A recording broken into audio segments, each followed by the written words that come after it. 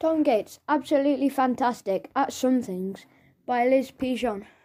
Spot all the extra monsters I've drawn, everywhere. I wish school started at 11 o'clock in the morning and not at 8:45, which is far too early for me. I'm rubbish at getting up on time. It takes me ages to get my brain working and even longer for my eyes to be open. Mr. Fullerman, my teacher, is always wide awake. Right now he's at the front of the class being all busy and lively while writing random words on the board that doesn't make any sense at all. He says, "You're probably wondering why I'm writing all these words down." Slightly. Does anyone want to add their own interesting word to this list? I keep quiet. Then someone at the back of the classroom says, "Cake, sir," which is a good choice. Everyone likes cake, don't they? Mr. Fullerman writes cake on the board. Then Mark Clump suggests bug, and Julia Morton wants pencil, which is not that interesting, but Mr. Fullerman writes it down anyway. All the time I'm thinking to myself, I wonder why Mr. Fullerman never ever seems to look tired. Maybe it's because his eyes are so massive and wide and starey. Mr. Fullerman really does have most enormous, big, beady eyes. That's what I'm thinking. Only I'm not thinking it, I'm actually saying it out loud. Big, beady eyes. I'm sorry, Tom, did you say something? Mr. Fullerman's staring right at me. No, sir. It sounded like you said big, beady eyes, Tom. No, sir. What was it you said then? I said big, meaty pies, sir. Which makes everyone in the class laugh. Ha, ha, ha, ha. Apart from me. Mr. Fullerman gives me another look and says, "That's 3 words, Tom. Choose one." I panic and say, "Pies," which he writes down on the board. Mr. Fullerman explains what he wants us to do next. "I'd like you all to write a short story that includes as many of these words on the board as you can. Your story can be about anything you want, so be creative." Great. If I'd known that, I would have picked a slightly more useful word to use in a story like it or and. Definitely not pies. Once upon a pie, there was a big pie, List of words: stormy, gigantic, running, surprised, cake, nice, small, bug, pencil, fridge, pies. Mr. Fullerman didn't say the story had to make any sense, which is just as well. Really, here goes. English, my short story by Tom Gates.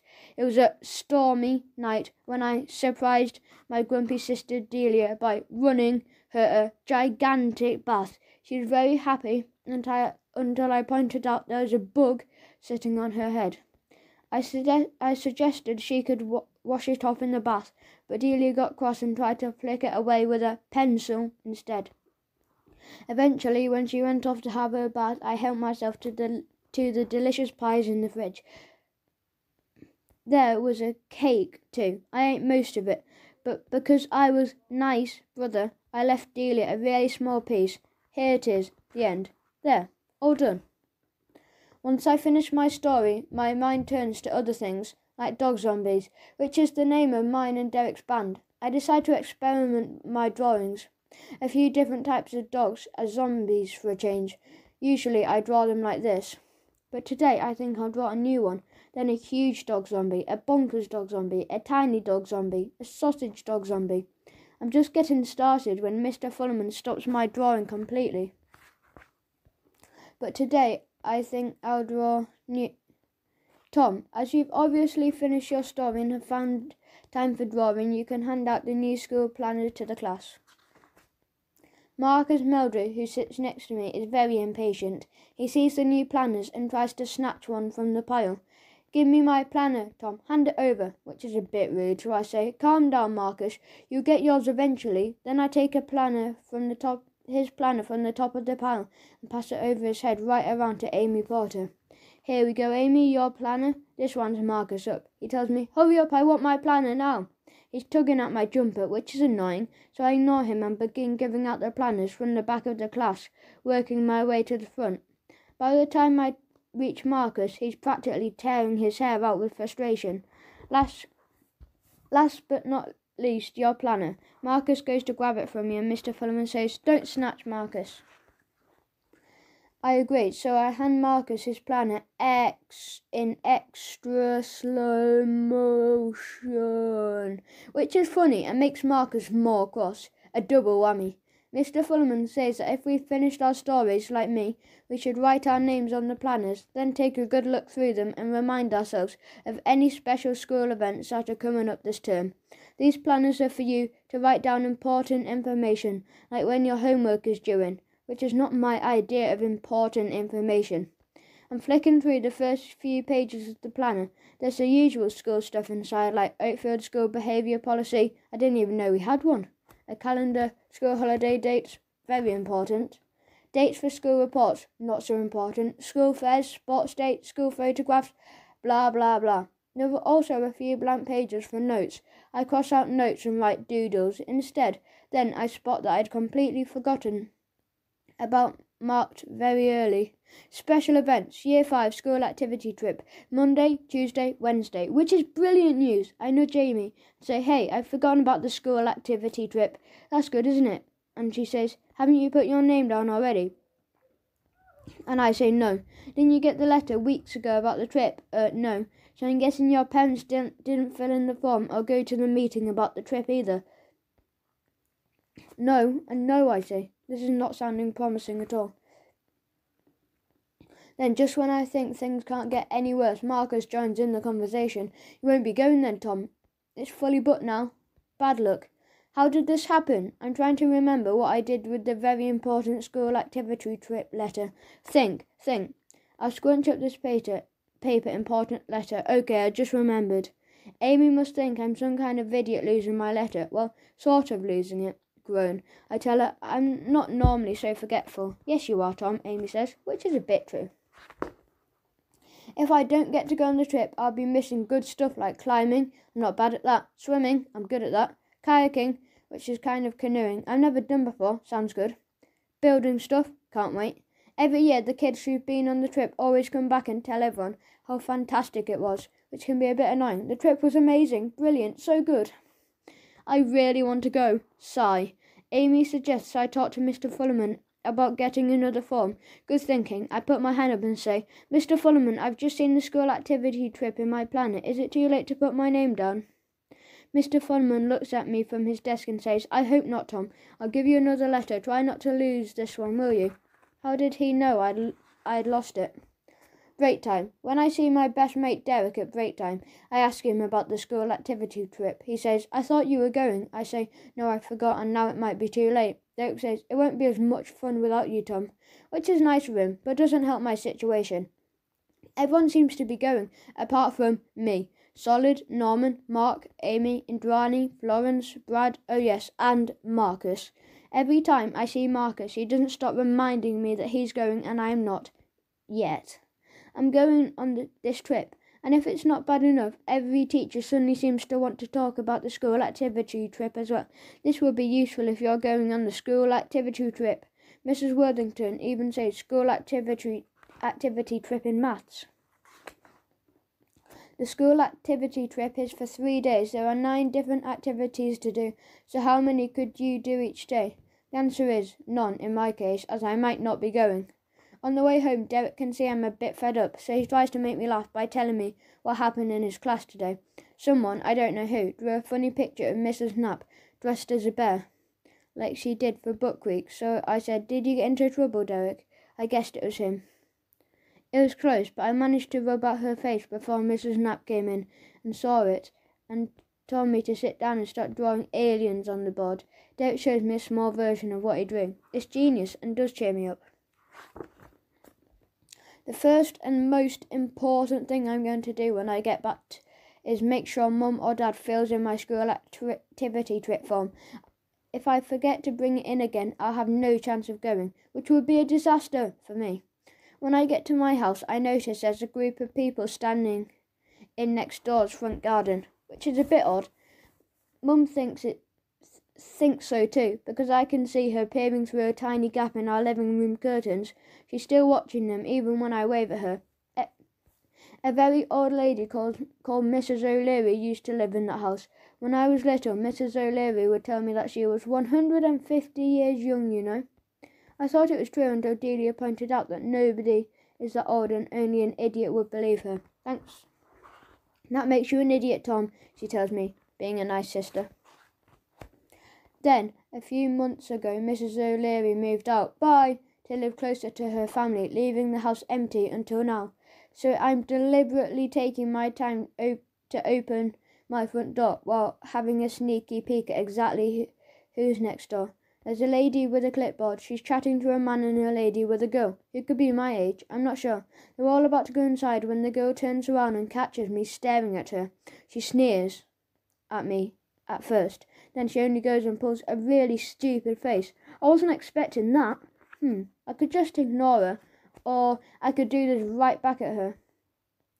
Blah, blah. Then she pulls another face at me and sticks her tongue out as well. I put down my bag and use both hands to stretch down my eyes and pull up my nose. I make a loud ugh noise for extra effect. Ugh, ugh. So there, Mum's tapping on the window, trying to get me to stop because everyone's looking at me now. I want to shout, she started it. But by the time I've stopped looking at Mum, the lady with the clipboard has already closed the front door and the girl's gone inside.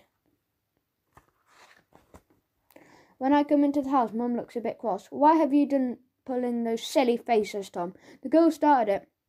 Mum says, that's no excuse. You should have ignored her instead of pulling such a horrible face. Delia is back from college early and slopes in at exactly the same time as Mum says, horrible face, which is not good timing because straight away she laughs and says, I agree, it's a horrible face. Go away, Delia. Mum wasn't talking about that. What, your horrible face? Mum corrects Delia by saying Tom was pulling a horrible face. He hasn't got a horrible face. That's a matter of opinion, she says. Okay, enough. Mum says, then she adds, anyway. Far more importantly, we've got people looking at next door's house. New neighbours, Delia asks. I'm not sure yet, says Mum. Mum is being extra nosy. She suggests that now might be a good time for her to hang out some washing in the garden, which really means she wants to have a snoop and listen to what they're saying. But that's okay, because while Mum's trying to spy on the neighbours, I can disappear up to my room with a packet of snacks. It's messier than usual, because I was a bit late going to school this morning. I'm digging around trying to find that form Mr. Fullerman gave me. Some shorts in my bag. I get sidetracked by 2 sweets that have slipped down into the lining. I can feel them there. I just need to find out how to get them. Left a bit, right a bit, nearly. Done it. Yum, unexpected sweets are the best. They're almost as good as finding another layer of chocolates that no one's eaten yet. Yes! Then sweet wrappers are a bit sticky, so I'm trying to pick them off carefully when I notice I can see right into next door's garden. It's been empty for a while. I hadn't really looked much before. The man outside is pointing at the roof while the other lady is looking round the garden. That rude-faced girl is busy hitting flower heads with her stick. Mum won't like that. She's been outside hanging up one tea towel for ages while trying to peer over the fence and listen at the same time. I'm still watching when Delia comes out to ask Mum a question. Knowing Delia, it's probably something like, can I have some money? Then Delia glances up at the window and catches me staring at her. She mouths the words, horrid face, at me and shakes her head. Okay, Delia, I'll show you what a really horrid face looks like. I press mine right up against the glass until my nose gets completely squashed. That way she'll be able to see all the way up it. My eyes go all wonky and I get a flat face too. Serves her right. I get a bit carried away, squishing my face against the window, and forget all about Mum and the new neighbours who are looking at me. Groan. Mum stops hanging out the tea towel and comes back into the house. I have to promise not to pull any more faces. Yes, Mum. We're both upstairs when the doorbell goes, which gets me off the hook. It's Grandad Bob, who's just popped round on his mobility scooter for a visit, while Granny Mavis is shopping. Mum offers him a cup of tea, and I follow them because in our house, tea plus Grandad equals biscuit. Grandad Bob asks, who were all those people coming out of next door's house? Mum says, possibly our new neighbours, or not, if Tom puts them off. Grandad says, that young girl's a bit cheeky. She stuck out her tongue and started to pull silly faces at me for no reason at all. And straight away I say, see, Mum, That's what she did to me too. Then Mum says, yes, but I told you not to put a silly face back at her, Tom, didn't I? Grandad says, hey Tom, I bet your silly face wasn't as good as the one I pulled. Mum is looking at Grandad and shaking her head. Grandad's face pulling is very impressive. Mum says, please tell me you didn't pull that face in front of our new neighbours, did you? That will be yes then. My Grandad is a legend. My school planner is supposed to remind me of the important dates and events that are going on in school. And the kitchen calendar is where family stuff like birthdays and holidays are all written down, so everyone can see what's happening and won't forget. Groan. Most of the time, I find out what's going on like this. Tom, go and get ready for blank. It could be a visit to the cousins or Auntie Alice's birthday. Occasionally, I'll write something down in my section like band practice, bring snacks. But Mum still ends up having to remind me about it. Band practice, bring snacks. Sometimes I have fun writing extra stuff in other people's sections like this. Mum, shopping. Pick up Granny Mavis from yoga. Dad, work. Do. Evening fitness program starts today and ends here. Ha ha. Tom, band practice, bring snacks. It's taken Dad a whole week to spot this one. He tells me, I'll have you know, Tom, that right now my body is a temple. Then he starts doing lots of really embarrassing muscle man poses. Mum's laughing at Dad posing. She says more like a temple of doom. Then brings out the shopping list and crosses off biscuits for Frank. I'm assuming you don't want me to buy biscuits that might ruin your temple, Frank. Dad tells us, it takes a lot of hard work to look this good, you know. Mum and I leave him flexing his muscles and pretending to do press-ups on the wall while we head off to the supermarket. 101, 102, 103. Normally, I would avoid shopping with Mum, but for some reason, food shopping isn't quite so bad. In the car, Mum's about to drive off when Uncle Kevin pulls up next to us. He hops out to say hello, so Mum opens her window. Hi, Rita, he says. I was just passing, so I thought I'd check everything is still okay. Mum looks puzzled. Everything's great, thanks, Kevin. It's very good of you to help out, Rita. From the look on Mum's face, I can tell she has no idea what Uncle Kevin's talking about. But she still says, of course, it's no problem, Kevin. Then Uncle Kevin asks, are you sure you don't mind, Tom?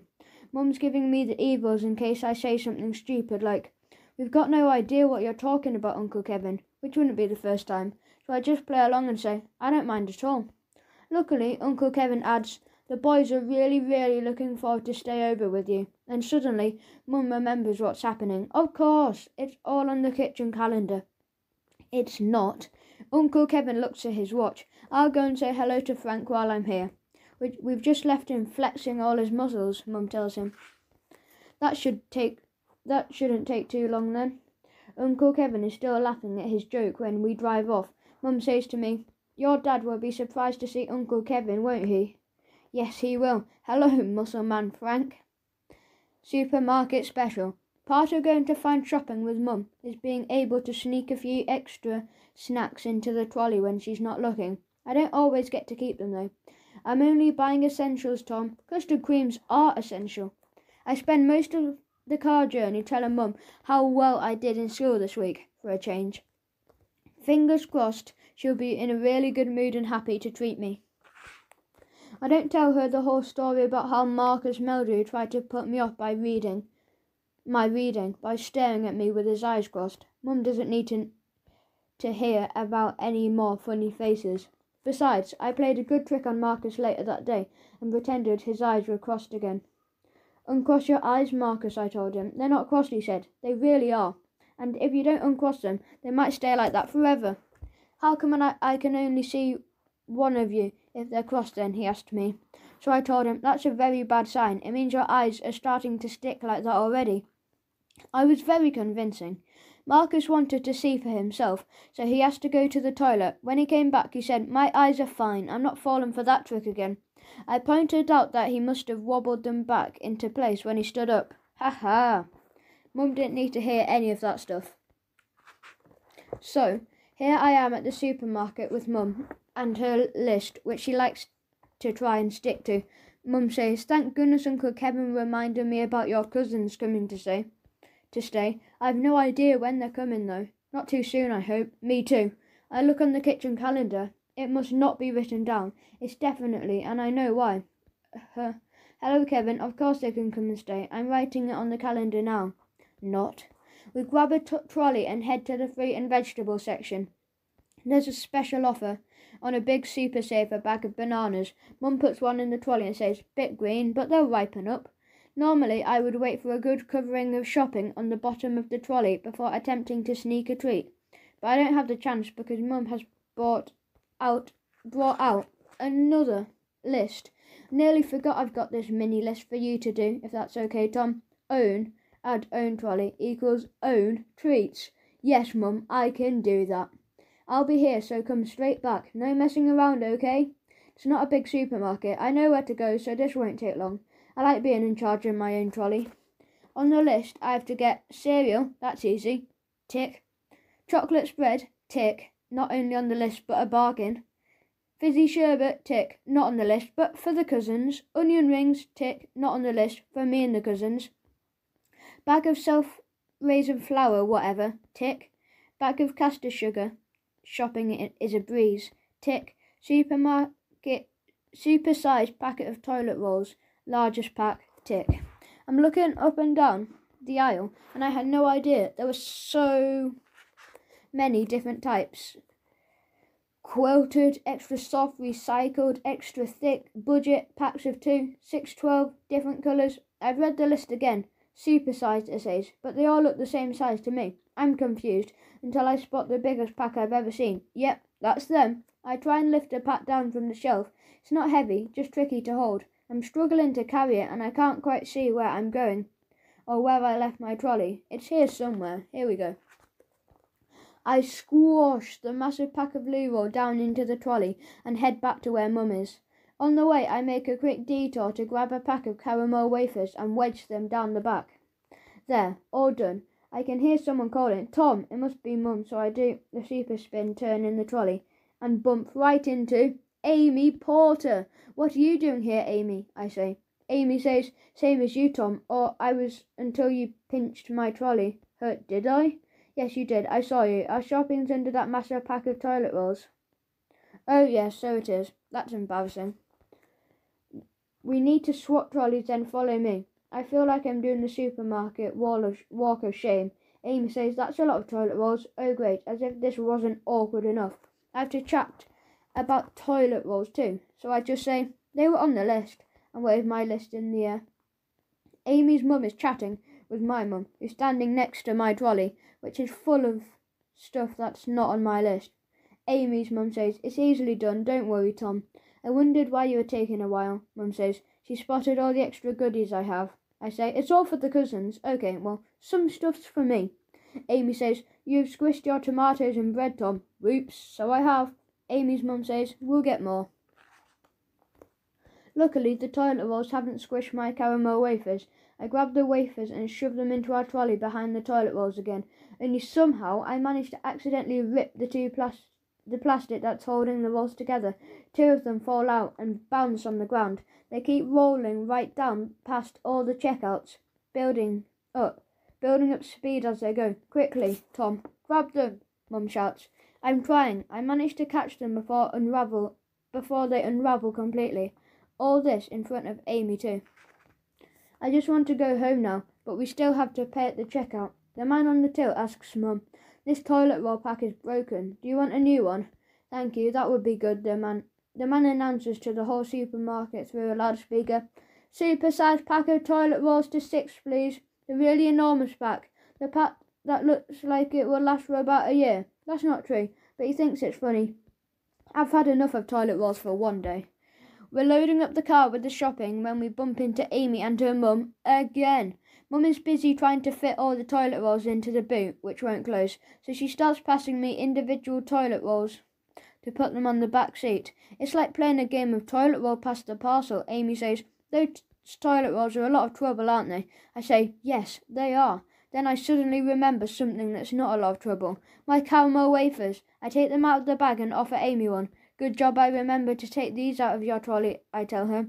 Amy says, "Thanks, Tom. Did you remember to give in your school activity trip form as well?" No!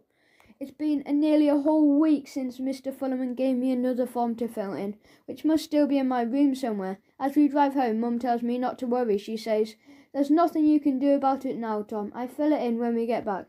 That's the plan. Back at home, I go and search for my form straight away. I think it's buried in my messy room. Well, I hope it is. At last, it's under a pile of rock weeklies. I take it downstairs and Mum fills in, all in, while Dad unpacks all the shopping. Mum makes a suggestion. So you don't miss the trip, why don't I pop into school with the form and have a quick word with someone? What sort of word do you want to have, I ask Mum, thinking the worst. Don't worry, Tom. I'll ask Mr. Fullerman or Miss Mumble about the trip very nicely. We don't want you to miss out. Then, as usual, Delia manages to turn up and join in our conversation. She adds, "And much more importantly, we want to get rid of you for a few days." "That's not true," Mum says. "Okay, for a few weeks then." I ignore her. Dad wants to know why we've bought so many bananas. Mum says, "We're going to have a lot of visitors, so don't worry, they'll all get eaten." Then Delia says, "Unless we've got a family of chimps coming for tea, we might struggle to eat that many bananas," which annoys Mum a bit. "They were on special offer. I'm trying not to spend too much." Delia says, "Speaking of money, can I borrow some for the bus fare?" Mum and Dad forgot about the bananas and tell Delia that 1, she can't keep asking them for money all the time. 2, she's old enough to get a Saturday job. I'm standing behind Mum and Dad, nodding my head in agreement, which would normally drive Delia bananas. Haha. But today she just says, "Please can I have some money, I'll be late." And Mum says, "Late? Late for what? You didn't tell us you were going out. It's not written on the calendar." Now I'm waggling my finger at her. Delia says, "I'll be late for work." "Work?" Mum and Dad look shocked. "Yes, work. I've got a job. I'll give you the fee money back when I get paid," she tells them. Mum wants to know where she's working, and so do I. At a food place in town, only for a few hours, but it's a job. So happy, okay? Dad hands over some money with his mouth open. Delia rushes off and leaves them looking a bit surprised. I take the opportunity to sneak in what I think is a very good suggestion. Now you don't have to worry about Delia. Does that mean there's more pocket money for me? I'll take that as a no then. Worth a try though. Mum says I have to tidy my room just in case the cousins turn up and stay. I agree to tidy a bit. As I'm squeezing a few things under my bed, which does the tidy trick for now, I see Derek in his room from my window. He holds up a card with a very good idea on it. Game of monster battleships. I hold up a sign that says, "Yeah, it's a useful game in situations when you're a bit bored, but need to keep quiet. Once in a particularly long and boring assembly, we played it sitting at the back of the hall. It's like normal battleships, only with monsters instead. Here's how we play it. There's a king monster worth 20 points, and a queen monster worth another 20 points. Then there are 5 mini monsters worth 5 points each, and 5 blob monsters worth each 1 point each. You draw a square and number them like this. Then you draw all your monsters in different squares. Blobs B9, E7, G2, G8, G9 equals D5. Derek writes down what square he's going for and holds it up in the window. He's already hit one of my monsters. Hit, 1 point. Then it's my turn. I missed. Haha, miss. D5. He's got another one of my monsters.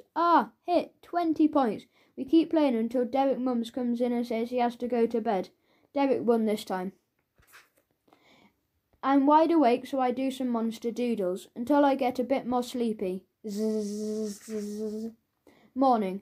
Down at breakfast time, Mum and Dad are asking me if I have any idea where Delia is working. I say, "No, but I'm sure I can find out." Straight away, Mum says, "I don't want you snooping around in your sister's room, Tom."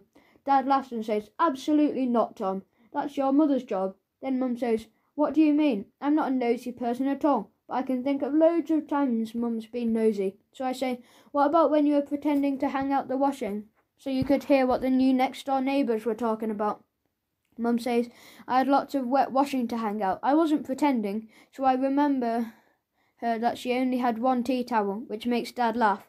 "When did we get new neighbours?" he asks. I tell him how they're looking around the house next door and how the little girl was really annoying. For no reason at all. She kept on pulling faces at me like this. I demonstrate. Delia comes down for breakfast and says, "That's a big improvement, Tom. You should stay like that." "Very funny, Delia." Dad says, "Morning, miss. Morning, miss, I've got a job," which makes Delia says, "Oh, please." Mum asks her where she's working again. Delia says, "What does it matter if I tell you? I know what will happen. The whole family will turn up to bug me." "That's a good idea. I really want to find out." Delia says grumpily, "I'm going now and I'll be late home tonight because working." Mum starts shoving bananas at her as she leaves. Groan. "Take one for a snack. Take two. I've just noticed my cereal is covered with chopped bananas as well, which is not how I normally have cereal. But I don't mind. How I normally have cereal. But I don't mind. I like bananas." Just as well, really. We've got loads. My school activity trip is on the fridge with a large note saying, "Don't forget." So I won't forget. I managed to persuade Mum not to come into school for a word. After all, there's no way I'll forget my form. No, because Mum stuck reminder notes everywhere I look. Derek pops round to see if I'm ready to go to school yet. "You ready, Tom?" "Not quite. Nearly."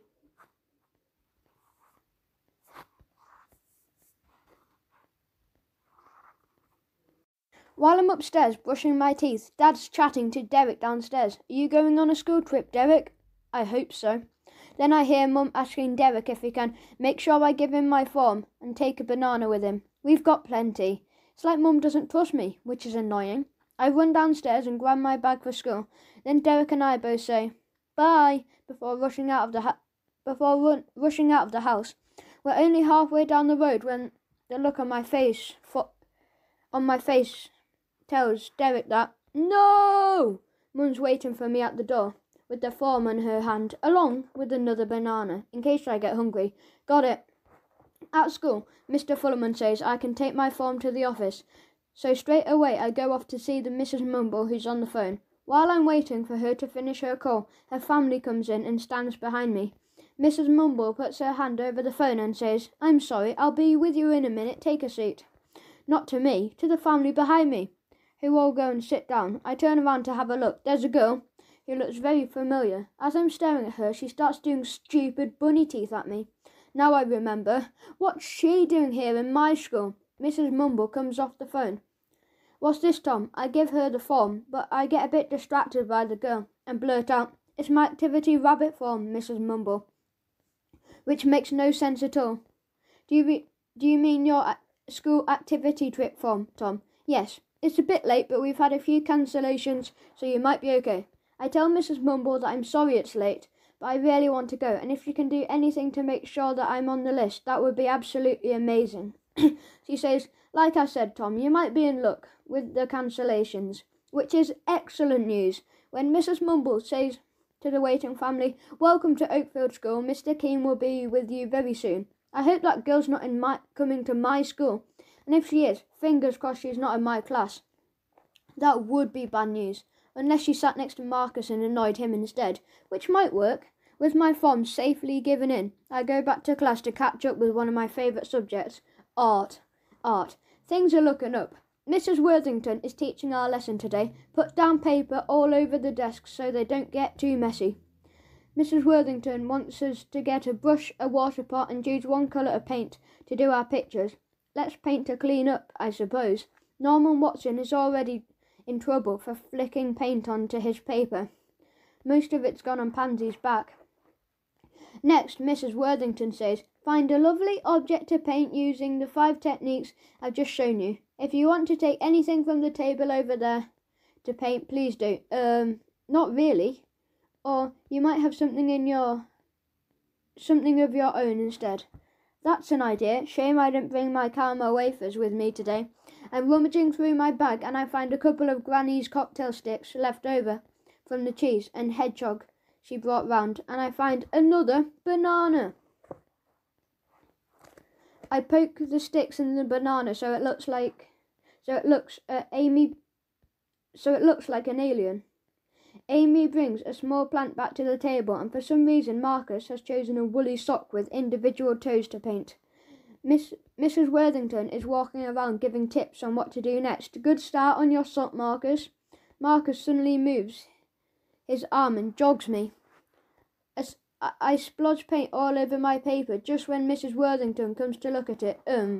Interesting combination, Tom.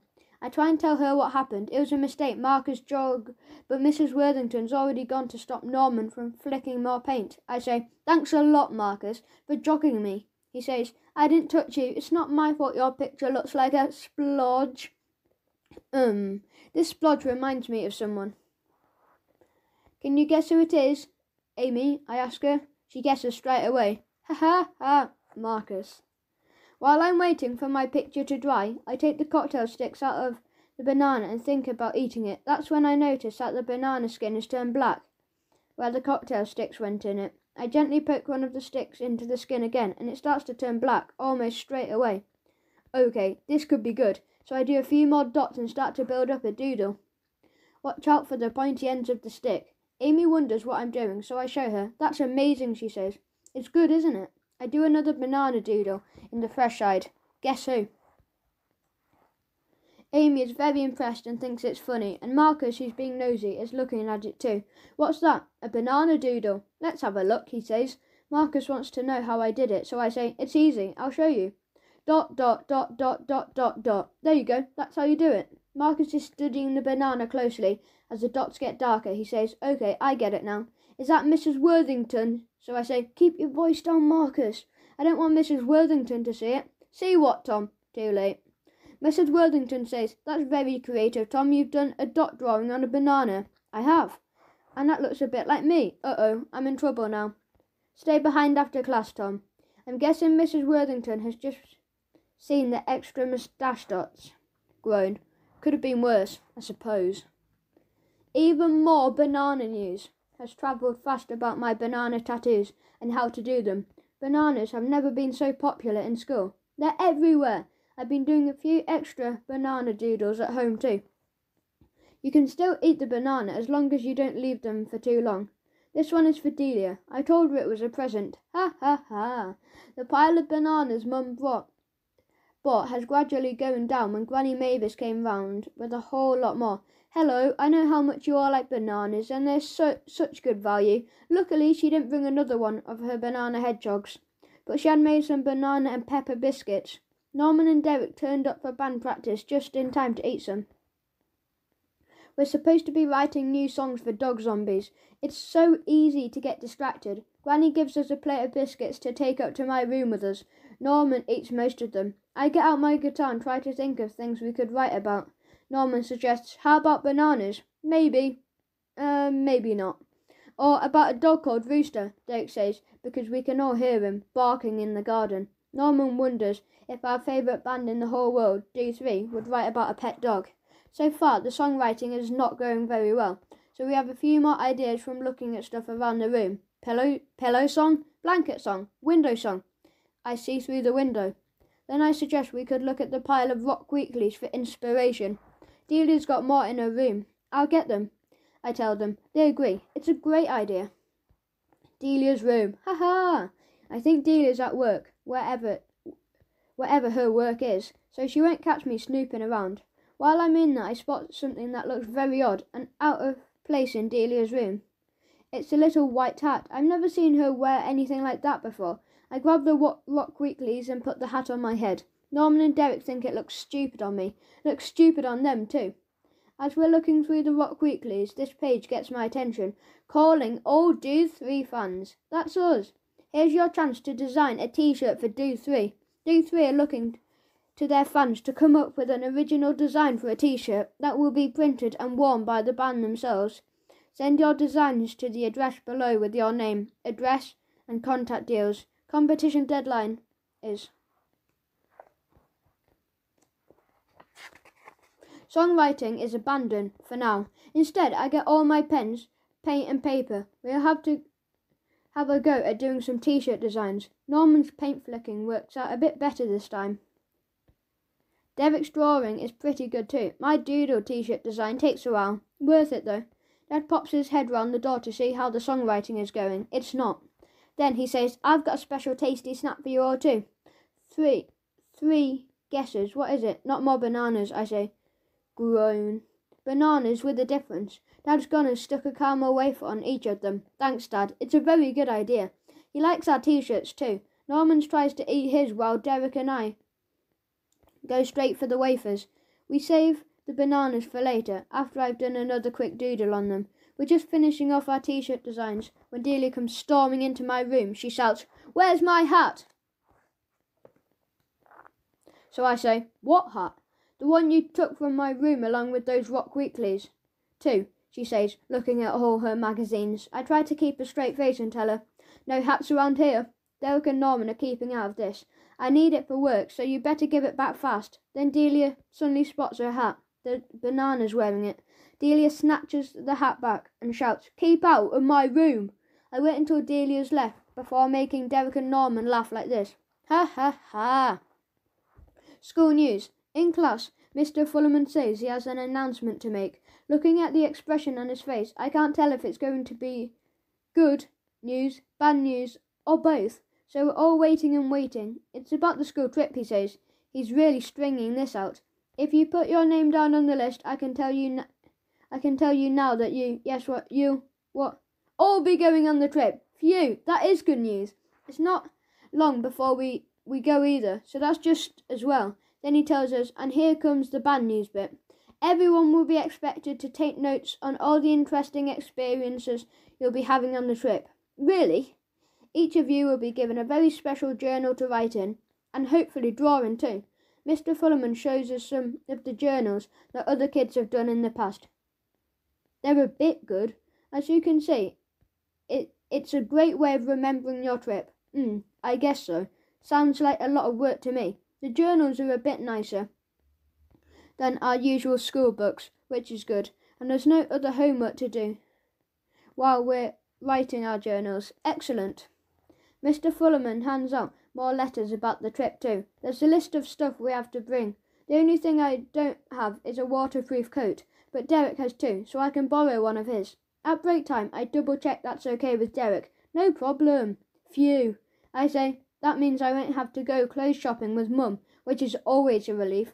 Derek asks me if Delia is still mad at me, and I say, she is, but that hat has made me want to know where she works even more. I'll have to find out when I get back from my school trip. Mum and Dad really want to know too. I've also noticed that now I'm definitely going on the trip. Not one teacher has mentioned it in any of the lessons. When before they wouldn't stop going on about it, which is annoying, because I'm so excited. I can't stop thinking about the trip, in class and at home.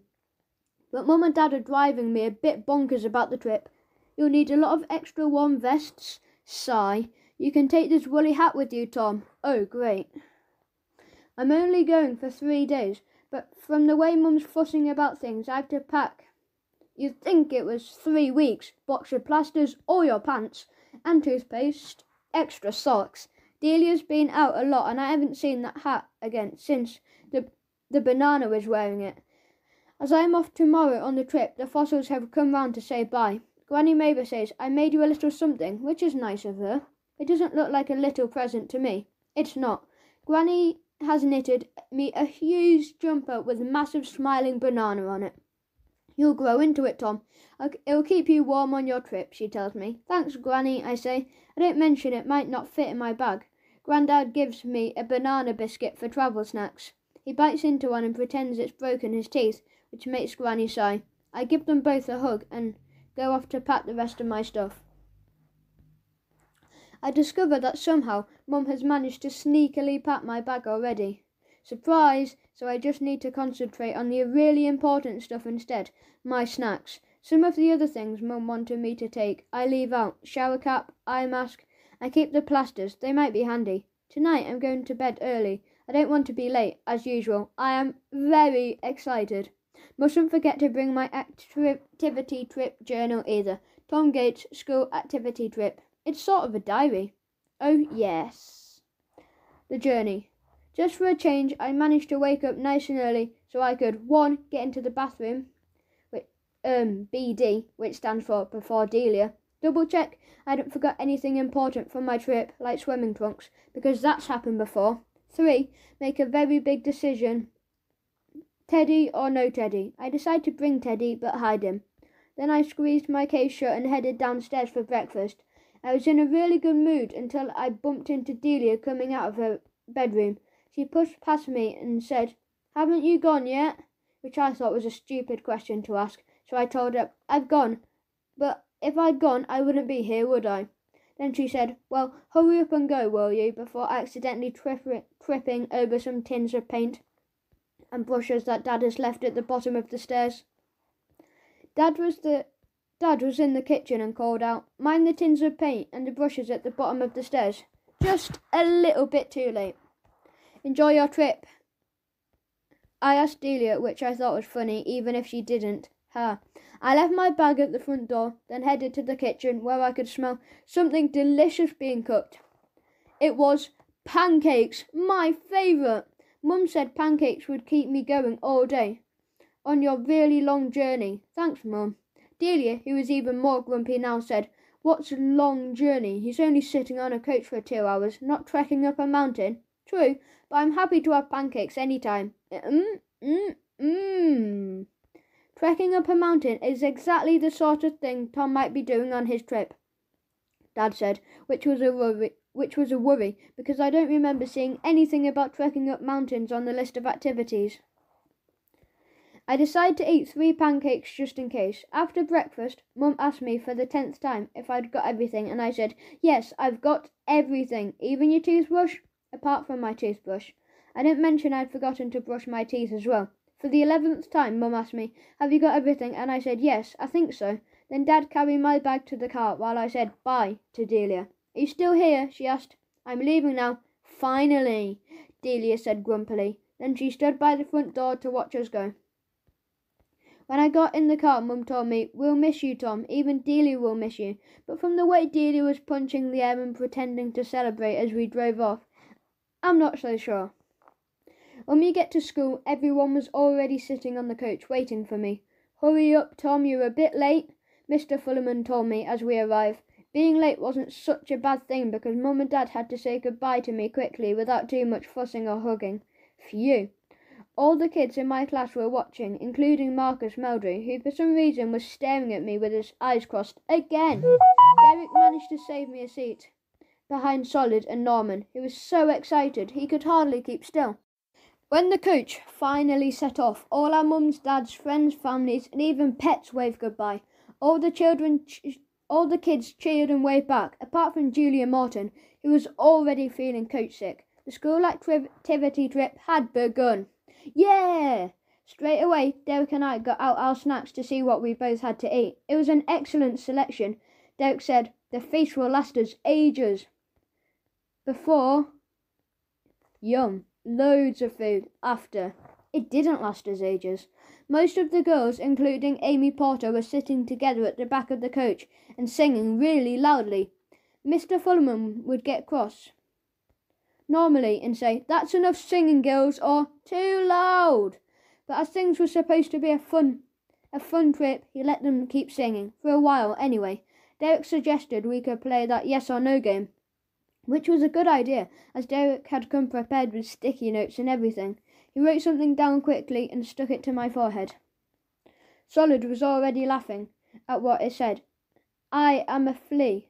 "That's a good one," he told me, which made it much harder for me to think of something good that Derek could be.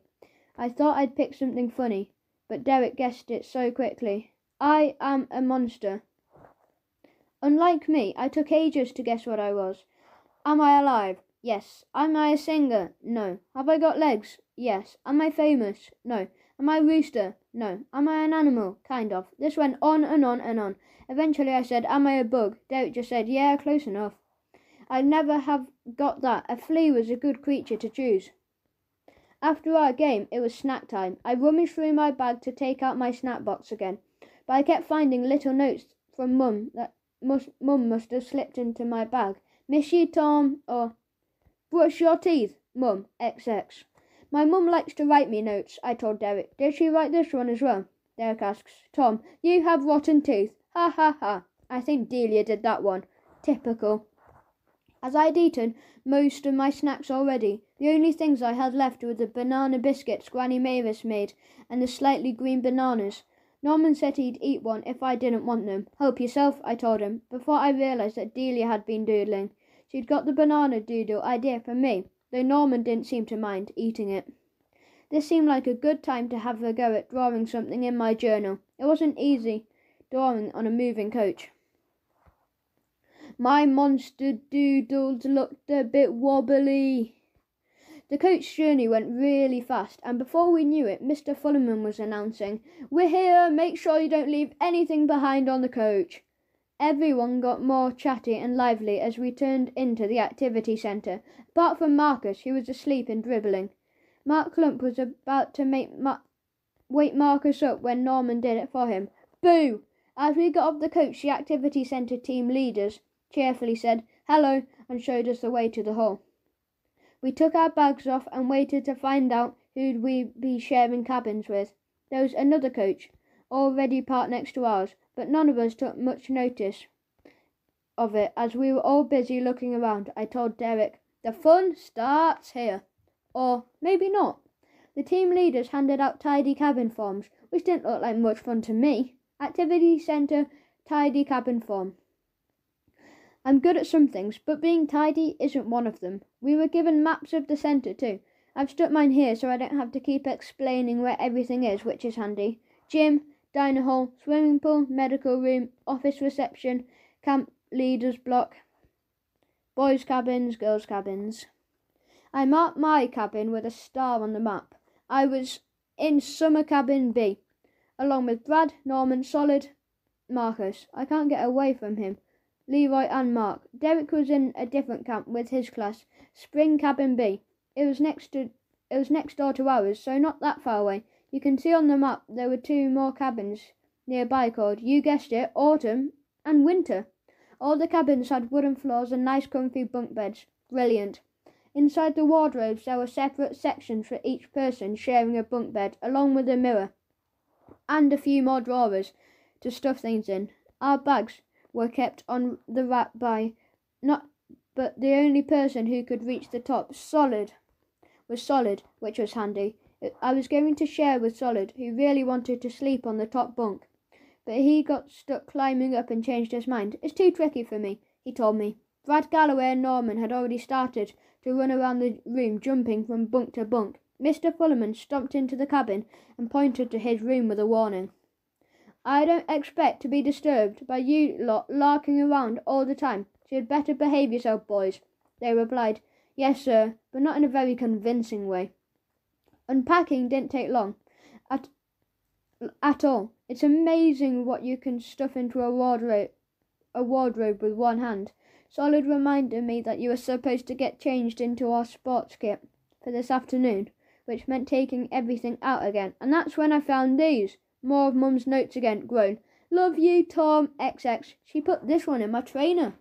I couldn't find my sweatshirt, but I knew it was in there somewhere. I got distracted when Norman, who was still a bit hype from all the snacks on the coach, decided to roll in a straight line under all the beds while saying, hello, hello. It was quite funny, right up until he rolled onto Mr. Fullerman's feet. Get on my feet, Norman, and up off the floor too. Mr. Fullerman had already told everyone, you're only at the activity centre for 3 days, so it doesn't really matter what bed you choose. It did to Marcus.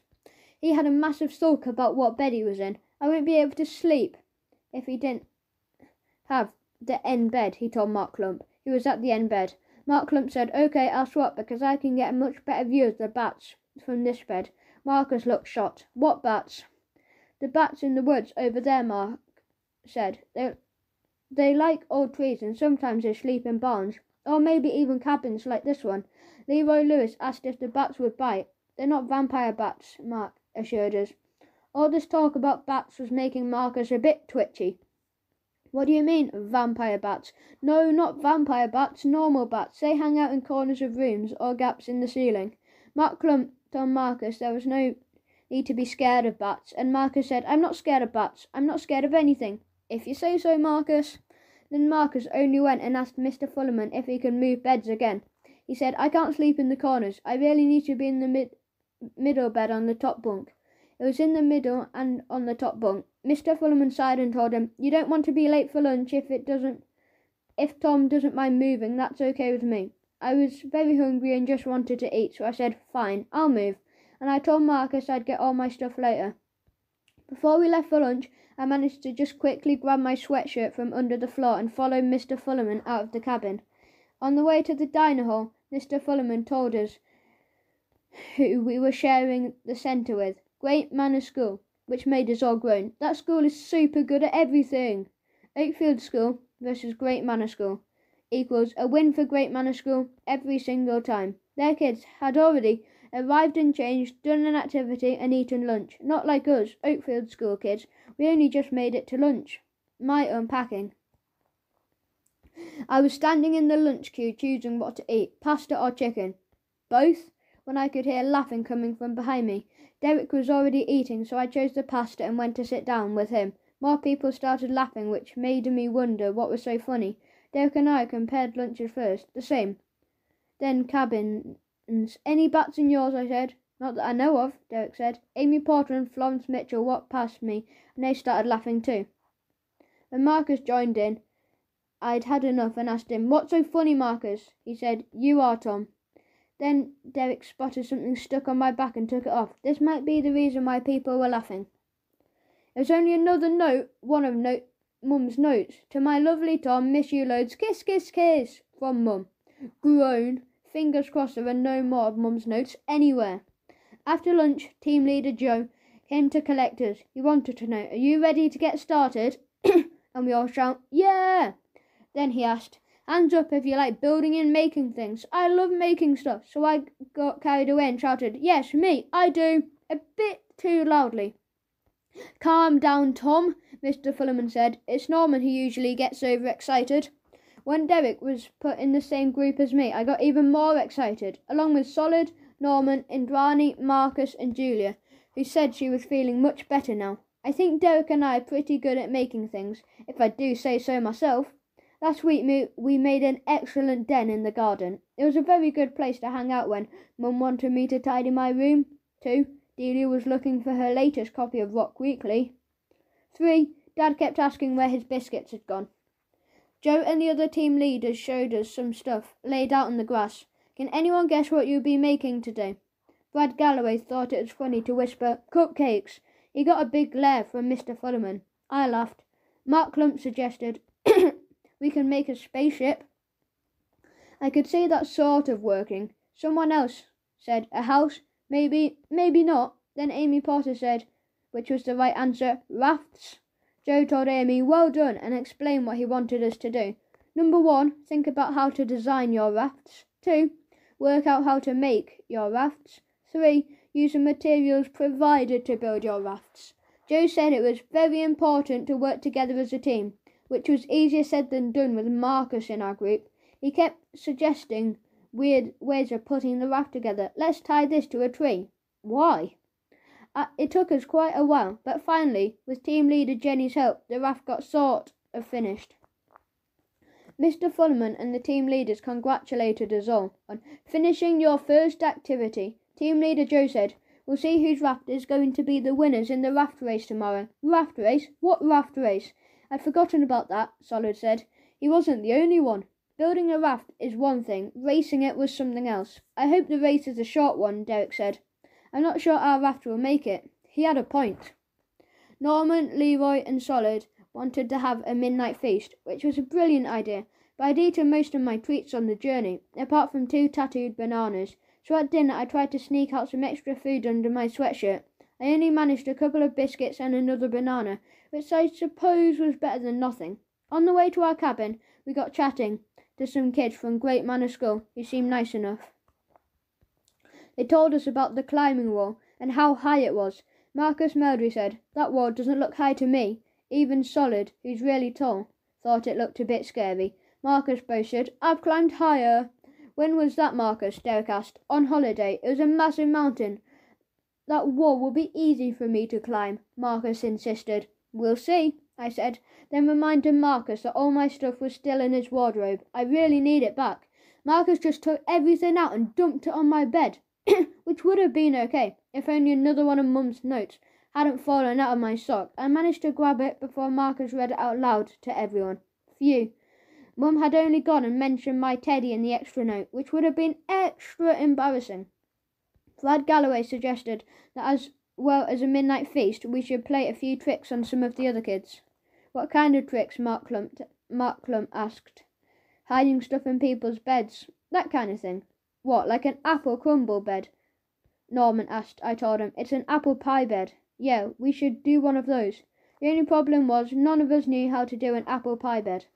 Mr. Fullerman came into the cabin and thought we were all just making our beds neatly. He said, "Well done, lads," and gave us our first point in the tidy cabin sheet. Mark Clump had another idea. Hey, I've got another idea. Then he went outside and found a pine cone. What do these remind you of? He asked us. It's a pine cone, stupid, Marcus said. A mini Christmas tree, which was true. They do look a bit like trees, but it wasn't what Mark wanted to hear. No, they look like nice mice. Really? Marcus said. I'll show you. Just tie a piece of string around the end of the cone, then you pull them along the ground. Leroy still had some string from making the rafts. He gave it to Mark so he could show us. There, what did I tell you? The pine cone didn't much look like a mouse. We squinted, and that seemed to help. Then Mark put the pine cone under his bed covers and gently pulled the string towards him. Norman and Solomon made a sock snake too. It was perfect timing when a group of kids from Great Manor School walked past our cabin. Brad shouted, "Hey, look, there's a mouse or some kind of weird creature in our cabin. Come quickly." They came to the door and looked around. Where's this creature then? One kid asked. And we all pointed to the bed, where the mouse-shaped was beginning to move. Mark Clump was hiding by the bed, holding the string, and began to pull it towards him. What's that? One kid said. I'm not sure, but it looks suspicious, another one said. We were all trying not to laugh. Then one of the little kids said, I know what we should do with that kind of creature. He slowly took off one of his shoes and gave the lump an almighty whack, then another whack, until it stopped moving completely. There, all sorted, he said. You won't be bothered by that creature anymore. We all looked shocked, but then the Great Manor kids burst out laughing as they left the cabin. I'm guessing they knew it wasn't a mouse all along. They did. We had a broken piece of pine cone. While the team leaders were busy telling everyone to get ready for bed, I was busy searching for my pyjamas, which seemed to be missing. Luckily, Solid came to the rescue with an extra large spare t-shirt, which came down to my knees. At least I had something to wear now, even if it did look a bit like a nightdress. Thanks, Solid. Phew. Our first night in the cabin started out with Mr. Fullerman reminding us, We've got a packed day tomorrow, so you'll need a good night's sleep. Norman didn't look sleepy at all. Mr. Fullerman said, Lights out, sleep tonight, and don't let the bugs bite. What bugs, sir? Norman wanted to know. Mr. Fullerman assured us that it was just a saying. There's no bugs really. Then he closed the door and turned off the lights. Mark Clump waited until Mr. Fullerman had gone before he told us, That's not true, there are loads of bugs around. Norman asked. In the cabin? Mark said. Yeah, spiders, that kind of thing has everywhere. No one wanted to hear that before going to sleep. Mr. Fullerman popped his head around the door again to remind us, Oh, and no midnight feasts or loud snoring either, please. We all said, Yes, sir. 2 minutes later, we all started chatting again. Norman whispered, Is it midnight yet? Which made us laugh. Ha ha ha. Solid tried to get out of bed quietly, but every floorboard he stepped on creaked like crazy. When he put his foot down, Sorry, he whispered. I suggested it would be easier for Solid to stay in his bunk. We'll come over to you and Marcus. That way, Solid wouldn't make Mr. Fullerman up. So one by one, we crept over and quietly sneaked out our snacks for the midnight feast, which wasn't at midnight, or much of a feast either. Biscuits, bread rolls, Choco Frog. Choose. Granny Mavis would have been proud of my snacks though. I had 4 biscuits and a banana, so I made a biscuit-banana sandwich and gave one to Solid. They were a bit squishy, but tasted okay. Norman had a packet of crisps. He ate them while shining a torch underneath his chin to make scary faces. Marcus Meldrew said he couldn't share his sweets because he'd only got 4 sweets left, but I couldn't hear him in the dark, secretly unwrapping and eating a lot more than 4 sweets. Then Brad Galloway suddenly remembered that he still had a large packet of popcorn. He said, "We can share it," which was nice of him. Norman shone his torch on the ground so Brad could get the popcorn. Mr. Fullerman was still moving around in his room. Leroy said, "Shh," while Brad stood like a statue in case he came back in. Brad waited until it was safe to move, which took a while. He crept back and tried really hard to open the popcorn. "I can do it," he whispered. So Solid tried next. Grrr! It wasn't happening. Then Norman and Leroy did their best to open the popcorn, which didn't work either, so I had a go. It still wouldn't open. Marcus grabbed the whole packet from me. "Give it here, you lot are useless. I'll open the popcorn." Marcus only went and sat on it. It went bang and exploded everywhere. Mr. Fullerman came running in and turned on the lights. "What's going on?" he said. It didn't take long to find out. We had to clean up as much popcorn as we could before going back to bed and promising no more feasts, snacks, or messing around. "Is that clear, boys?" "Yes, sir." After he'd closed the door, we kept quiet for a tiny bit longer than the last time. Right up until Mark Clump said he could hear a bat. "Where?" I whispered. "Outside, flying around," Mark said. "Not a vampire bat," Leroy wanted to know. We all got up and looked out of the window. I couldn't see any bats, but we could hear Mr. Fullerman heading towards the door again. Everyone jumped back into their bed as fast as possible. Then Brad Galloway whispered, "Shh, there's a snake in my bed." "Shh," we told him. "It's only our sock snake," Norman said. Brad lobbed it over to Norman, and it landed on his bed. Then Norman chucked it over to Leroy, who said, "Oof," and Leroy threw it back to Norman, who pretended to have a fight. Then Marcus got hold of it and chucked it right at me. I wasn't sure I could throw it that far, so I built up a bit of speed by swinging it round and round my head a few times. Then I finally let go of the sock snake, which went zooming through the air and landed right on Mr. Fullerman's head, just as he turned the lights on. "This is your last chance, unless you want to be doing written work all day tomorrow." "Sorry, sir, we didn't." "Morning." I thought Mr. Fullerman would be in a really bad mood this morning after our sort of midnight feast and sock snake episode, but he was surprisingly jolly and very wide awake, not like me. This was because when everyone else eventually dozed off, I discovered that Brad Galloway talked in his sleep. He had a whole conversation with his eyes closed about dogs and how he wanted to take them for a walk. I tried to wake him up, but nothing worked. He just said, "There's a good boy, ready for your walkies." He kept talking all night and didn't remember a thing in the morning. I hope Brad wasn't going to do that every night, or I might have to swap beds again. Thanks to Brad's chatting, I was a bit sleepy at breakfast. Team leader Jenny shouting, "Morning, everyone!" Wake me up a bit. "I hope you all slept well and are ready to have some fun." Kind of. She told us our rafts had been moved to the lake and we were ready for the race. Great. So let's go. Team leader Joe led the way. We followed them through the woods to the lake, where anyone taking part in the race had to put on a helmet and a life jacket. Marcus insisted on being at the back of the raft. "I can steer it and be in charge," he said. "Whatever, Marcus," I said, like we had a choice. Team leader Joe reminded everyone, "Paddle carefully, as straight as you can, to the finish line. Can everyone do that?" We all said, "Yes," even if we couldn't. Looking at our raft, I wasn't sure it would make it that far. Great Manor School were taking part in the race too, and their rafts looked a bit different to ours. Julia suggested we should all paddle at the same time. It was a good plan, but Marcus was too busy flicking water at Norman and wasn't listening. Then Norman flicked water back, only most of it went on Mrs. Worthington, who was trying to take photos for the school newsletter. She shouted, "Stop that, you two! Stop it!"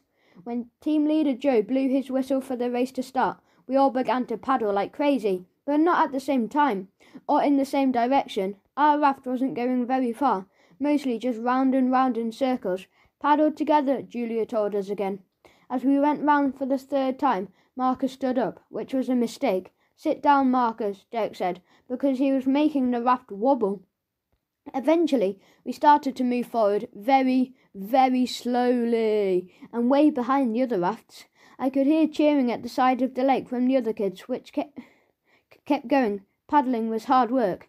Just as we got closer to the team leader holding the finish line flag, Marcus managed to drag up a large bit of lake weed with his paddle, which landed on Norman's legs. He tried to shake it off, which made the raft start rocking sideways, backwards, and forwards. Then Marcus stood up, which made Norman lose his balance and topple into the water, followed by me, Derek, and lastly Julia. Marcus pretended he didn't know how that happened. We all managed to splash him as we fell in, so he wasn't completely dry. Great Man of School won the race, which was no surprise, and our team came last, but that didn't matter because being in the lake was actually fun. It wasn't very deep. Our team got out and went back to the cabins to change out of our wet clothes and get ready for an afternoon of wall climbing, which I hope would be as much fun as raft racing turned out to be. Yeah, wall climbing!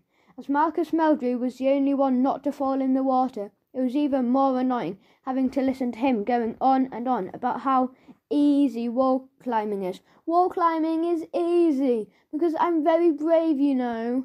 Really, Marcus? So it was a bit of a surprise when, at the first sight of the wall, Marcus suddenly developed a very bad case of stomachache, which got worse and worse the more he stared up at the wall. Norman said he couldn't wait to start climbing and wanted to go first.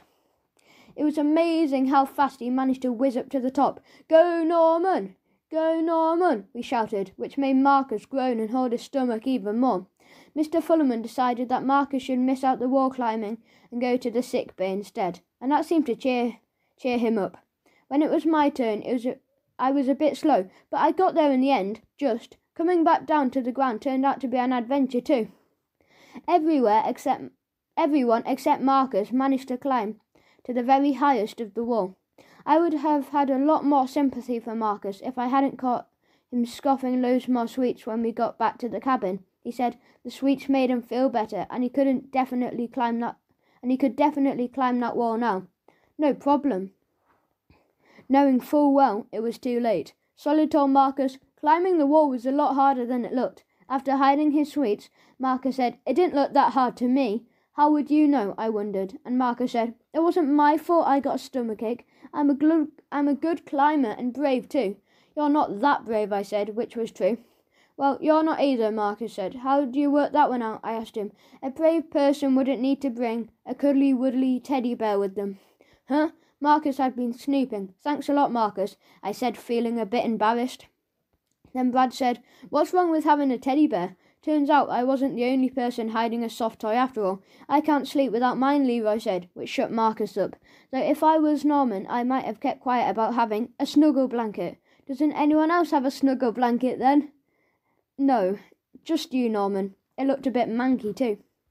Dinner time! Here's a picture of my empty plate because I scoffed at all my dinner tonight. It was the best, and I have seconds of ice cream too. Tiny chip crumbs left. Marcus couldn't finish his after all the secret sweets he ate earlier. Team leader Jenny told us we had a little something else to look forward to now as well.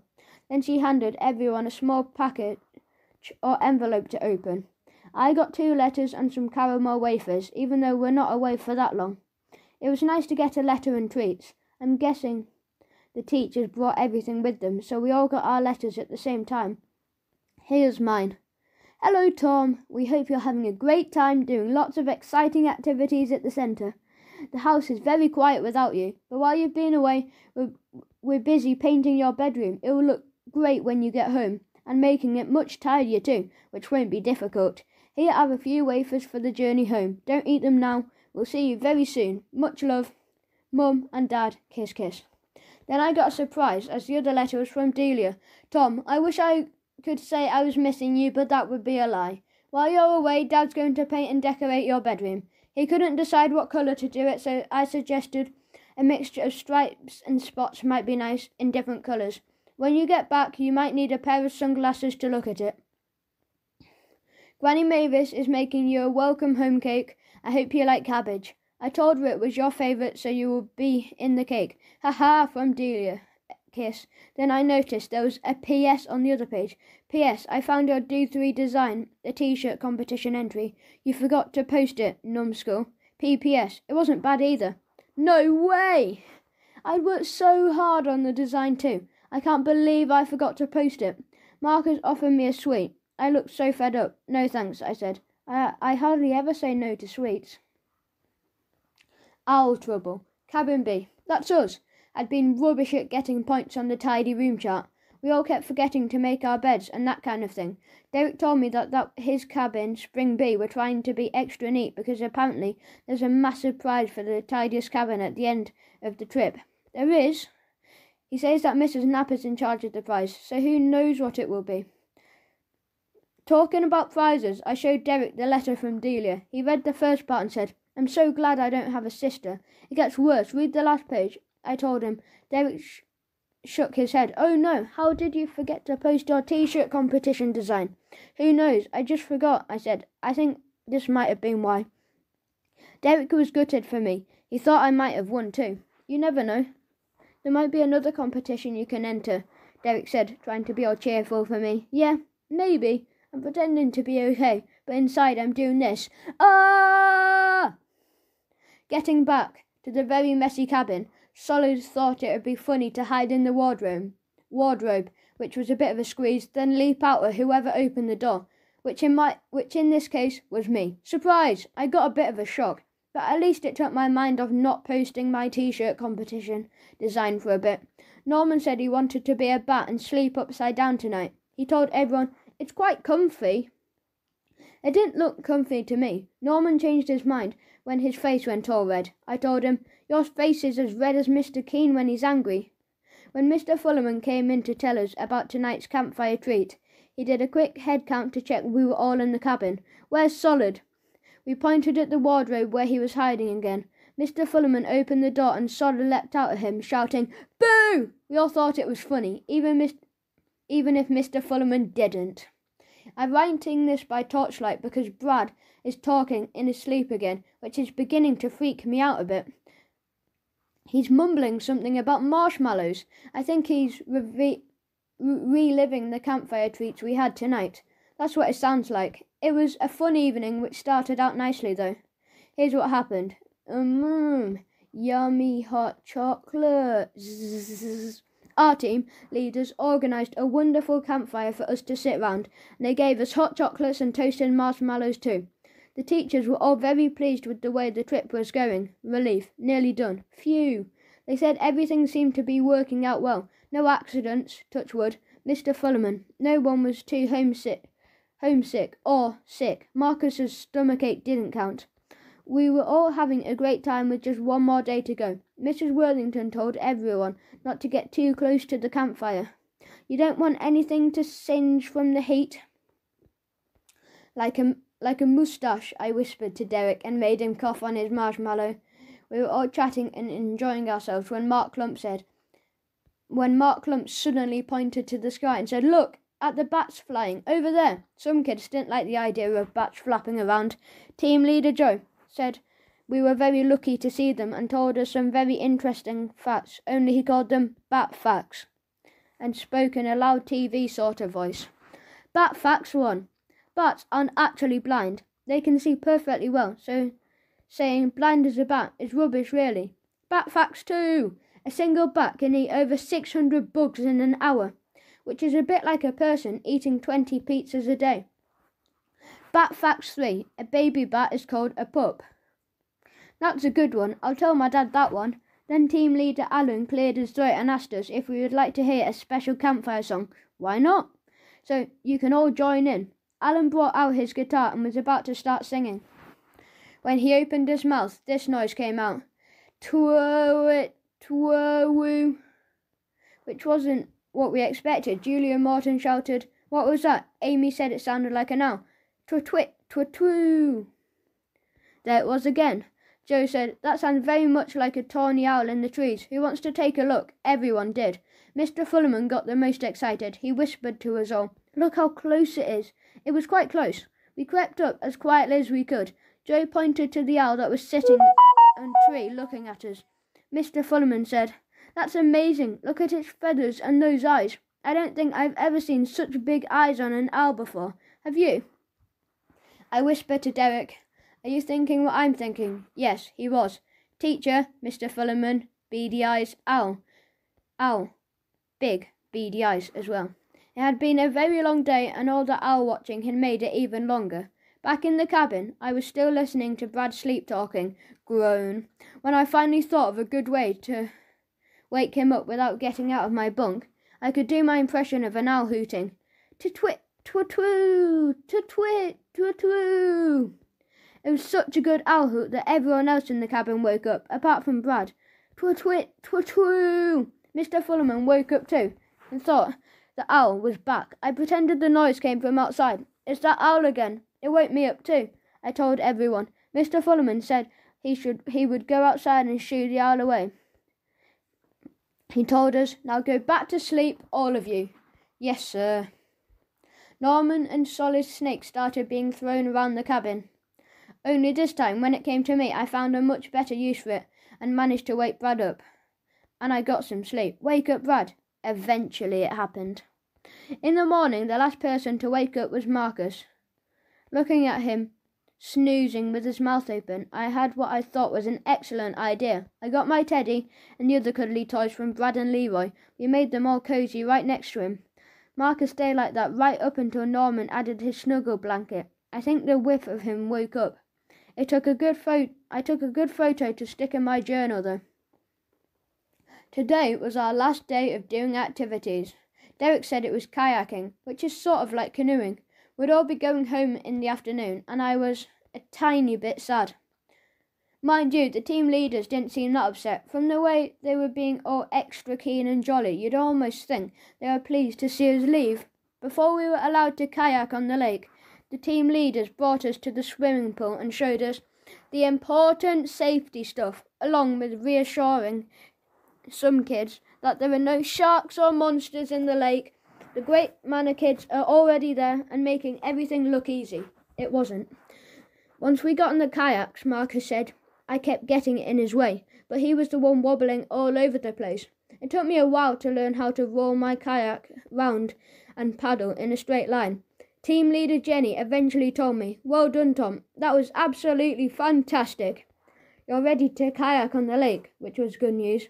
And right in front of Marcus too. He looked pleased for me. Not. The lake was a lot murkier than I remember it, with ducks, birds and leaves all flapping around. Marcus had to wait his turn and wasn't happy. I paddled to the other side of the lake and right back to the shallow end. Marcus was shouting at me to hurry up, so I decided to go round one more time. I carefully turned the kayak round and was able to set off again when I got stuck. The more I paddled, the less I moved, which was annoying. It was only when team leader Joe told Marcus to stop holding Tom's kayak, then I realised what he was doing. When Marcus let go, I shot off like a rocket, which took Marcus by surprise. He lost his balance and landed in the lake right next to the ducks, who looked even more shocked than he was. Quack, quack. At least Mrs. Worthington was there to make a few action pictures for the school newsletter. There was going to be some good ones to choose from. I won! First place! After the excellent kayaking, Mrs. Knapp told us that some Great Manor school kids had come first in the Tidy Cabin Awards, which wasn't really a surprise. The real shock was finding out they'd won a massive chocolate bar. If I'd known that was the prize, I would have at least tried not to be so messy. I told Solid as we walked back to the cabin to get ready to leave. I managed to pack my bag the same way.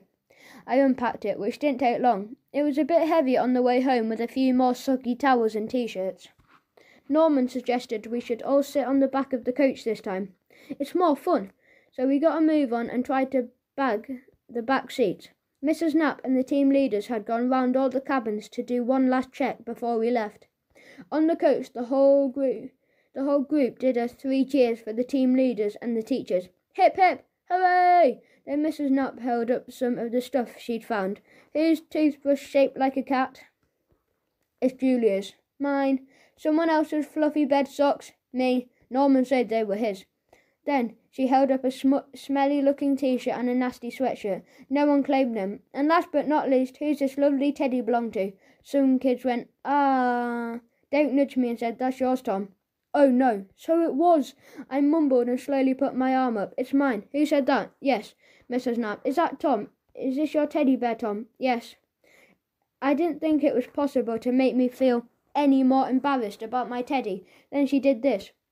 Mrs. Knapp made my teddy wave at everyone as she walked down the coach, right to the very back where I was sitting. Thanks, Mrs. Knapp.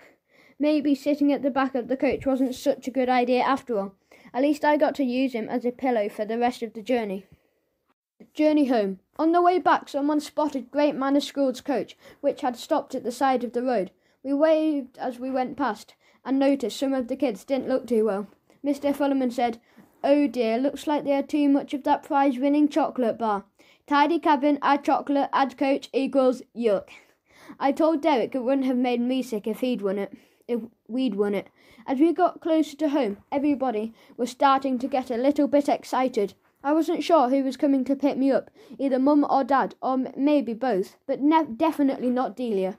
The coach had to drive past the school first, then turn around to pull up on the right side of the pavement.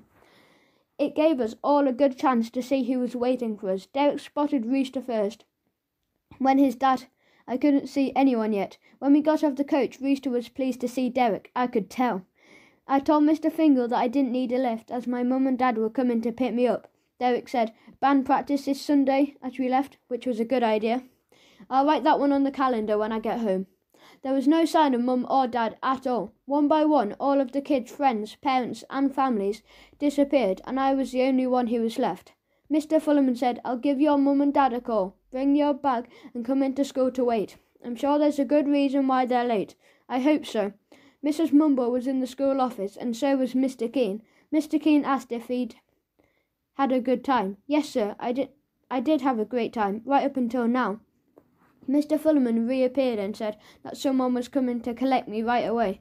"They'll be here in 5 minutes. They thought they were due back tomorrow." I had to sit in the staff room, awkwardly holding my teddy, waiting to be picked up. I kept looking out of the window for our car to pull up, with Mum and Dad in it, so it was a big surprise when I suddenly caught sight of the fossils. "Yeah, Tom. Welcome home, Tom." Going full speed towards the school on a mobility scooter. It wasn't that fast, just speedy for them. They waved at me from the school playgrounds. I told Mr. Fullerman my grandparents are here, so he took me downstairs to meet up with them. Mum and Dad were shopping, Grandad told me. "Your mum said that someone wrote in the wrong day on the calendar. We all thought you were due home tomorrow." Granny Mavis said, "It was nice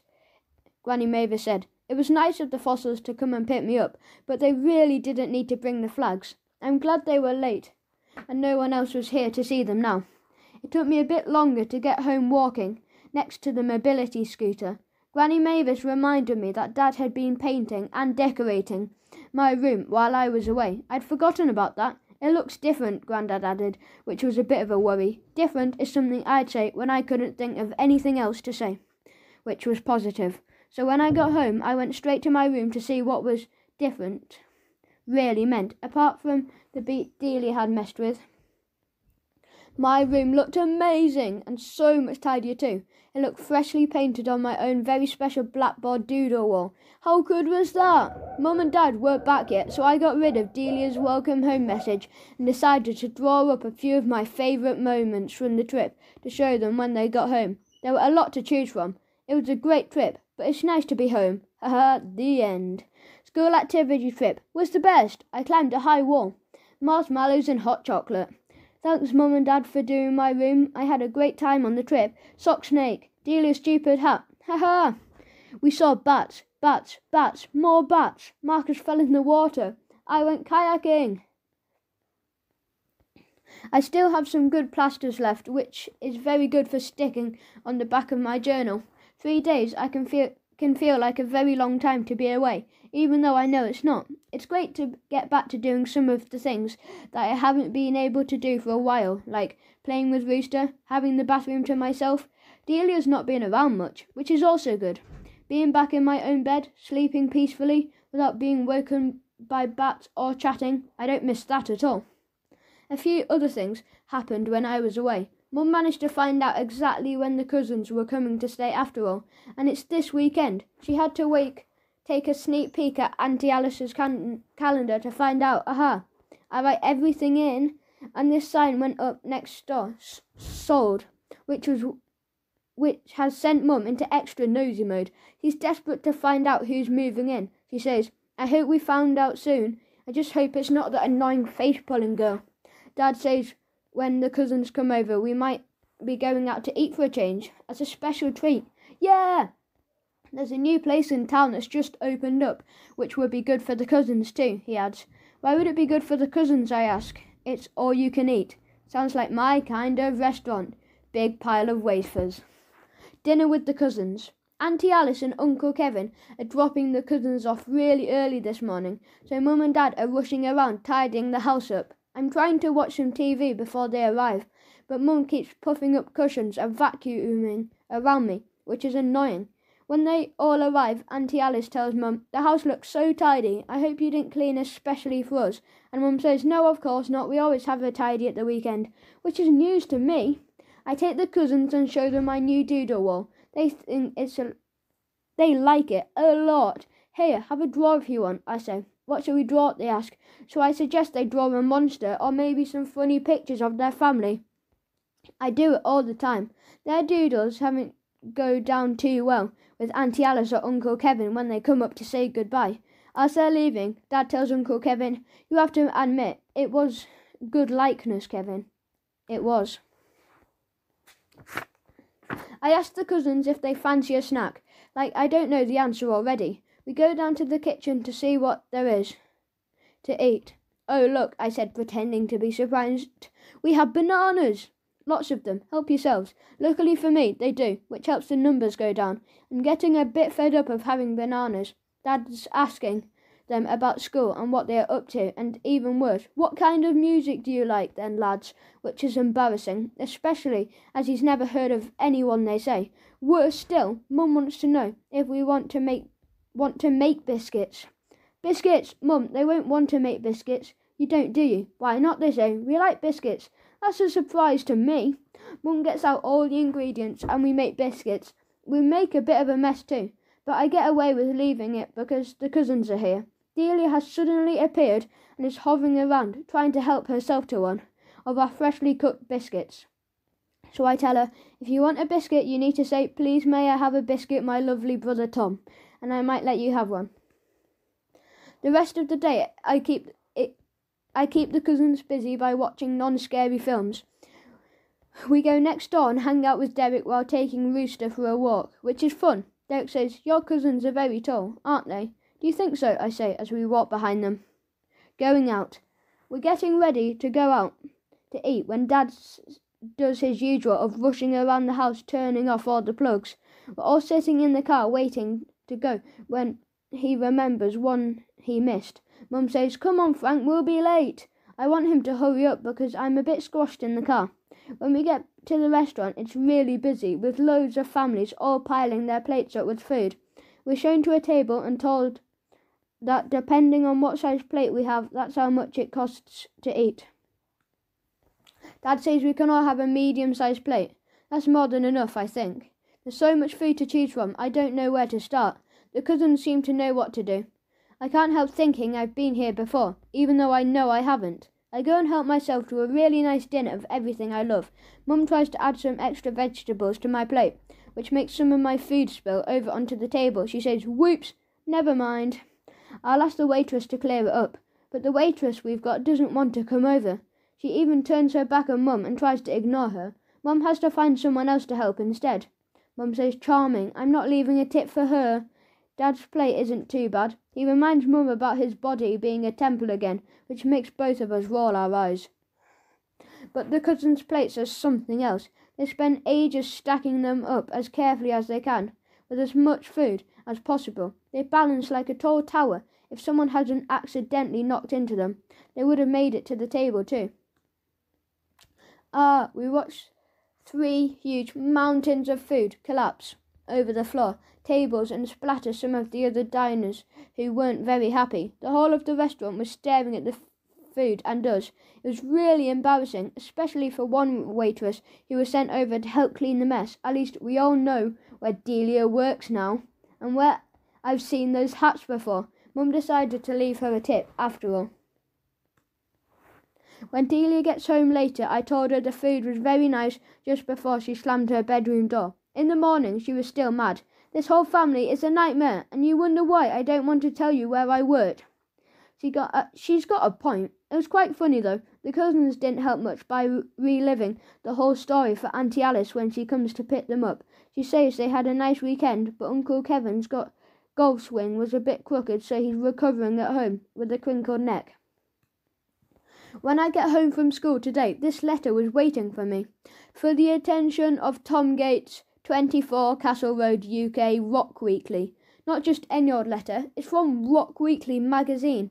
I know this is going to sound really weird, but I take back everything I've ever said that was bad about having a grumpy sister. I can honestly say that right now, it might change later, my sister Delia is the best sister in the whole wide world ever.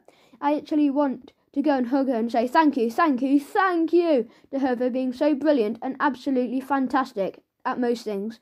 Because the letter from Rock Weekly magazine says that I've only gone and won the t-shirt design competition, so now Do 3 will be printing and wearing my design. I get some free t-shirts too. I'm so excited, I can hardly breathe. I've been leaping round the room and having an already run round to tell Derek, who's just as excited as I am. So the reason I have to be nice to Delia for as long as I possibly can is because he found my design that I completely forgot to post and posted it for me. My entry got there in time for the deadline. I'm so happy. Delia is a little uncomfortable with me being nice to her. It feels odd. Back off, will you? She tells me when I bring her a cup of tea. The only thing Delia really wants from me is I, or any family member, am not allowed to come to that restaurant again when she's there. Fine by me. 2. One of my t-shirts when I get them. No probs. 3. Stay out of her room. Okay, will do. 4. Stop writing stupid songs about her, even though they're not stupid. What have you put in it? Mum and Dad say how nice it is to see us getting along so well. Delia says, don't worry, it won't last, which is probably true. In the end. Different uses of Delia's hat. Pencil holder, wafer holder, marble game, spider catcher, toy for rooster. The end.